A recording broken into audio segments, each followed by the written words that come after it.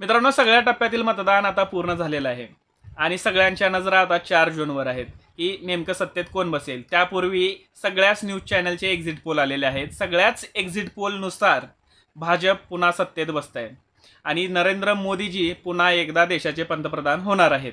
यात काही आता शंका राहिलेली नाही एक्झिट पोलच्या नुसार.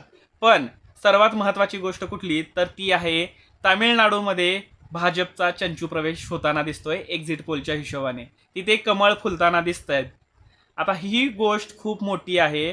कर्नाटक तेलंगणा नंतर तामिळनाडूमध्ये सुद्धा मोदींचा जादू चालतोय ही आश्चर्याची गोष्ट आहे. कारण तामिळनाडूमध्ये आजपर्यंत प्रादेशिक पक्षांना सोडलं तर राष्ट्रीय पक्षांना कधीच तिथं किंमत मिळाली नाही. आता हा पहिल्यांदा असं होतंय की कमळ तिथं फुलतंय, म्हणजे एखादा राष्ट्रीय पक्ष तिथल्या प्रादेशिक पक्षांना हरवून पुढे जाताना दिसतोय. तुम्हाला काय वाटतं?